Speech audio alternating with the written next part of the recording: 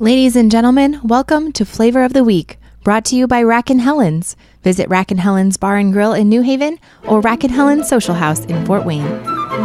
In Flavor of the Week, Kyle sits down with one of our local priests over 4 different episodes to sample variations of a favorite food or drink while they discuss the ins and outs of life as a priest. This is Kyle Hyman. Welcome to Flavor of the Week, Part 3 with Monsignor Michael Heintz here at Rack and Helen's Social House on Hillgas Road in Fort Wayne. They've really been treating us right here. We've been doing courses. Yes, really. Of food. So this is, I guess, our third course. What did he call it? The Not Your Mama's meatloaf. Smoked, yes. That's got onion rings on it and some nice roasted carrots. Roasted carrots. Yeah. And then there's also some kind of a smashed potato, yeah. Yeah, and a red wine. Was it liberated Cabernet? So, all right, cheers. Should we give it a try? Cheers. I feel freer by the minute. That is delicious too. They're picking some good stuff here. Have you tried the meatloaf yet here? I'm gonna do so right now. Let's see. Do you like meatloaf? Mm-hmm. I love delicious. Meatloaf. Yeah. Mm-hmm. It is different good, though. Yeah. It is not my mama's meatloaf. I wonder if it tastes like it's a little pork in there as well. I think. Very good. Yeah. Quite good. Okay, Monsignor mentioned that you're out Mount St. Mary's, hanging out with our seminarians. You've been there for how long? This is my 3rd year. What would you say is kind of the current status of our seminaries and our seminarians, our recruitment, our vocations, our discernment programs, and things like that? Well, I'll tell you what, this has been a challenging year in the church for a number of reasons. And, you know, my fear going back this last fall was, given the stuff that had happened over the summer, it might be a very difficult year. But honestly, the young men are so committed to being holy and to serving and loving the church well that it's inspiring to be with them and to work with them. Mm-hmm. I can't speak for other seminaries in the country. You know, Bishop Rhodes was rector of Mount St. Mary's and well-beloved rector. There's people there who still ask for him every time I see them. How's Bishop Rhodes? We love Well, they call him Father Rhodes because he was Father Rhodes when he was rector, but his leadership there was really, really great. And it's a healthy place. It's a holy place. I would describe the men there as orthodox without being rigid and solid without being stiff. Okay. And that is to say there's no ideology. They're guys who love Jesus in the church. They all take their prayer life very seriously. It's a place where prayer, I'm very impressed by the seriousness and the fidelity they demonstrate in their lives of prayer. Daily holy hour is just a sine qua non of our life. And you can't go to any chapel on campus without seeing a guy in there praying at least at any time, day or night. Where do you think that comes from? I think it comes from the parishes. I have a thesis about vocations, which is that health begets health. Healthy families, healthy parishes, healthy dioceses produce healthy vocations. When young men see healthy priests, they want to emulate healthy priests. Yeah. And so if they see their priest praying, they're going to want to pray. And if their families are teaching them to pray, they're going to want to pray. So I think a lot of the foundations laid in the home, the domestic church, and the parishes, the schools they come from, and what's established for them there in terms of expectation. I mean, as a high school chaplain years ago, I could always tell, you knew the kid who came from a home where, 1, they were loved, and B, things were expected of them. You know, it's one or the other. You either have a home where lots of expectations but no love, or lots of love but no expectations. And either of those kids is in trouble. But if you have high expectations and love, they're gonna be just fine. And so they come and they want to pray, they want to be holy. I've reflected on this a lot in recent years. Of our 20-some men in the seminary, 80% or more of them come from parishes where the pastor was there for at least 15 years, in some cases 20 or 25. And I think that the longevity and continuity of pastor makes a huge difference in vocational discernment. Because let's say you're a young man in grade school thinking of priesthood. You go to high school. Father X is now your pastor. Father Q left. Then you go to college. You come back and it's Father Y who's the pastor. And sometimes that can't be helped. That's not an evil. Sure. It's just that it's very hard for young men who might be thinking to have a long-term relationship with a particular pastor if the pastor's changed 3 times in his young adult life. And I think a lot of these men, in our diocese at least, who are were in the seminary, a lot of it had to do with the fact that there was a stable pastoral presence in their life. It didn't mean they necessarily had a close personal relationship with the pastor, but that he was a presence that was visible, constant, and abiding, a father figure over a long period of his life. And I think that's really influential. And I think it's interesting. I would love to see studies, I'm not a sociologist, dioceses that have terms for pastors. There are some dioceses that have, your 5-year term with an extension of 3 years or whatever. We don't do that in our diocese, and I'm glad we don't.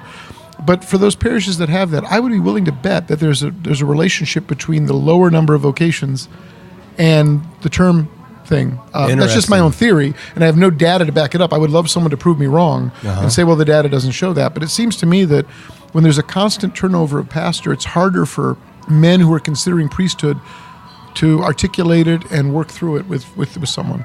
Is there a risk, though, of a pastor being in a place too long and the parish becoming attached to the pastor rather than that's always that is always a problem, and that's exactly right. The cult of personality is very dangerous. I served as vicar for a number of terms, and sometimes people call and we're not happy with our pastor. And my advice was always, don't leave the parish, don't go following some other priest, stay there and be faithful. Priests come and go. And I do think that's right. You want to avoid the cult of personality and attachment to the particular. It's really not the person that matters. It's the stability of his role as pastor. Because it's again, these men didn't have a close personal relationship necessarily with the priest, but they knew him as their pastor for their young adult life, and that had a huge impact. We're talking with Monsignor Michael Heintz here at Rack and Helen Social House for our Flavor of the Week, Part 3, and they've really been treating us well here.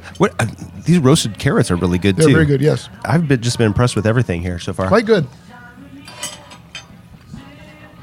I don't think of roasted carrots as a thing, but those are good. A nice dill, too. They got dill on them. It's very good. Oh. Are you a connoisseur of flavors and stuff? I wouldn't have picked out the dill. But you don't have visual on me, but if you've seen me, there's not too many meals that I've turned down. I do like food, good food. How's the food at the seminary? Actually, very good. I think for institutional food, the seminarians get lots of options, and it's pretty healthy and ample food. And then the priests, we're fortunate. There are 11 in-residence priests at the seminary, and we have our own dining room and a woman who cooks for us, and she gives us great food, great options. There's always healthy options available. She takes very good care of us. So we eat dinner together every night in our own dining room. On Tuesday evenings, I try to join the Fort Wayne South Bend guys for dinner in the cafeteria, but the rest of the week I eat with the priests in the priest dining room. Yeah. You've been talking about vocations, and I've been kind of taking some notes here myself. I've got 3 boys, and would love to see one or multiple of them becoming priests. It'd be great, but obviously it's what God wants. You mentioned this balance between providing a loving environment, but also having demands on them, expectations, and that balance between it. So definitely want to keep that in mind. What else can we do in our families, our lay married men and women, to foster vocations in our children, whether it be to the priesthood or the religious life? I think the secret to that, and for anyone discerning out there is thinking, I need to know what God's will for me is, there's one simple way to do that, and that is to pursue holiness. Okay. And if we pursue holiness, God's will become known to us. It may not be known immediately because he may not want us to know it. In other words, we may not be ready to receive what he wants to reveal to us at the moment we'd like to receive it because he's preparing us for it. So young people who are like, maybe I'm called to priesthood, maybe you are. And not knowing is not a sign that you're necessarily doing something wrong. It may be that he's preparing you for that, but you're not ready for it yet, whether it's for marriage or religious life or priesthood. But if you're striving to grow in holiness, that is a relationship with him that's real, frequent sacramental practice, regular communion, confession, praying daily, and living in relationship with God, and making holiness your goal, it will be very clear what God's will is for you when he chooses to reveal it to you. He's not going to play games with people who are so committed to him. Yeah. So how do we do that as parents? How do we foster that in our children? I think a Catholic culture in the home where faith is not just we got to drag the kids off to Mass on Sunday. Right. And our prayer is grace before meals when we remember. Right. When we're heating up the microwave or opening the bag for McDonald's. But to make faith part of the everyday experience of the children from the moment they get up till... It doesn't mean you're cramming religion down their throats. It's what you're doing is creating a milieu, a culture, an atmosphere in which the gospel is just alive. When I was at St. Matthew, one of the greatest graces that I experienced was Catechesis of the Good Shepherd, introducing that in the parish. And when I left, there were 150 kids in levels 1 and 2 of Catechesis of the Good Shepherd, and it totally was transformative, not only for those children, because it gave them a way of looking at the world that was at once liturgical, biblical, and sacramental. And they were going home and catechizing their parents. It was beautiful. Wow. I'm a big believer in its value, and I think that, because that the stuff that these kids take home, and then the home becomes a place where the liturgical year is the center of their life. So I've made the suggestion to young couples with little kids, invest in 4 pieces of, large pieces of cloth, red, green, purple, and white, cut them up, make napkins out of them. And have the children put the napkins on the table each night, depending upon the liturgical feast season, or so that the children are thinking in terms of, today is Peter Canisius, so it could either be white or purple for Advent or whatever. That they're thinking liturgically, not just it's Tuesday or it's Friday or it's whatever. They're thinking in terms of the liturgical year of the church, which should shape their consciousness, their imagination. And so the more we can do to live the liturgical year in our homes, the better off we are. Not just it's Christmas and we put a tree up. Of course do that. But to really live Advent, to make Lent meaningful, to have concrete, tactile practices and reminders in the home that this is Lent. We don't do this during Lent, or we don't, it's Advent, so we're doing this. I like that. Very practical. Okay, so that's great for the parents. What about for all of us? How can we support our seminarians? They're over in Maryland. We see them in the summers if we're lucky, maybe over some breaks and stuff like that. Maybe in what ways would you challenge us to pray for our seminarians, and what is some other, maybe some tangible things that we can do to support them? First of all, people at home in the diocese need to know what a outstanding group of young men are studying for the priesthood for our diocese. I am completely edified by their goodness, their faith, their generosity. And they're all different from one another, and yet they really are brothers. They get along really well. They build each other up. Our diocese is so well represented at the seminary. I'm so proud of our men. So what people at home can do is certainly pray for them. I would even encourage people, there's those diocesan posters, adopt one of them spiritually and make that person, that young man, your project for the year. Send them an occasional note in the mail, reach out. I think the more that they know that what they're doing is valued and that there's prayers being said for them. These guys aren't looking for money. They're not looking for prestige. They're not looking for power. They really do love Jesus, and they want to do it His will. And it's so clear to me that I look forward to growing old as Ben Landergan's associate pastor somewhere, or like being the parochial vicar for Brian Eisenbarger, or Nicholas Monnin's in residence retired priest or something, because these guys are going to be such great priests. So these are all our current seminarians that are out at the mouth. That are out at the mouth. That I would be associate pastor. I would be associate pastor to any one of them. That's awesome. I joke with them all the time that my litmus test for seminarians, like if I'm evaluating a seminarian for ordination, my litmus tests are simple, and they're 3. 1, would I want this guy to be my associate pastor? 2, would I want him ministering to my family? And 3, would I go to confession to him? And I can tell you right now that our men in the seminary, I would answer yes to every one of those questions. That doesn't mean they're ready to be ordained right now, but I would answer yes to those questions because Father Budzinski and the bishop do an outstanding job of screening and getting men ready to come to seminary. And sometimes they'll have people wait a couple years, then come back or whatever. They're really good at getting really solid human beings who love the church, who have strong faith and virtuous lives to come to the seminary. I'd work for any one of them. Yeah, that's great. Do you think seminary is different today than it was when you went through it? Yes. I had a good experience with seminary. It was not, I don't have nightmare stories of how awful the seminary was or anything like that.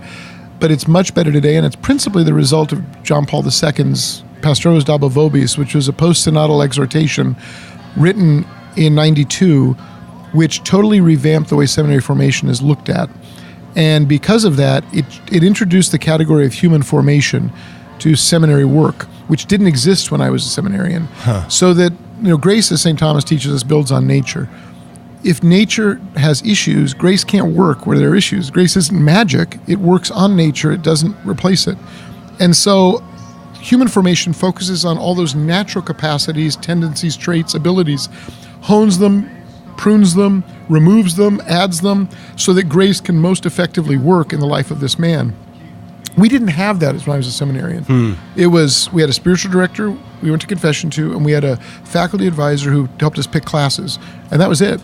And today, seminarians have a formation advisor who sits down with them and says things as simple as, you need to make your bed every day. Yeah. Or stop being late for meetings, or keep a better calendar. No, really, the people of God deserve better than this. You can't do this. Your pastor won't like it, and the people of God deserve better. So you've got to get this part of your life in order. And they're good about it. They respond, but but to call them on that kind of stuff, so that humanly they're going into parishes, so that their humanity is the most effective palette on which divine grace can work, and through which divine grace can work to touch God's people and help them. It goes back to what you were saying in the family of loving, but having expectations. That's what formation work is. I love these kids. Yeah. That doesn't mean I don't occasionally have to call them in and say, like, stop that. Yeah. Or, that's weird. Don't do that anymore. Yeah. Or, like, people don't need mean. Stop it. Yeah. They know it comes from a place of love, so I can do that. Right. I've had some great conversations with men. I've had some harder conversations with men in the seminary, and just saying, you just got to stop. Yeah. All right. Well, we are going to have to continue this conversation because I want to talk about sports. I love sports. I know you do, and I wanted to learn more about that. First of all, how would you say? I haven't even tried these potatoes yet. They're very good. But out of the 3 courses that we've had so far, and the 3 wines, what stands out to you as favorite so far? I like the dip, the artichoke spinach dip, the meatloaf, and I think the Kendall Jackson Chardonnay of the wines was my favorite. Yeah. So I can't. I don't know if I can pick, but my fish tacos were my favorite probably, but it's so good. All right. Well, coming up, we're going to have part 4 next week, Flavor of the Week with Monsignor Michael Heintz, right here from Rack and Helen Social House, located on Hillgas Road, Fort Wayne. Check them out. They've been so good to us, and support them and enjoy their delicious food and drinks. It's wonderful. Thank you.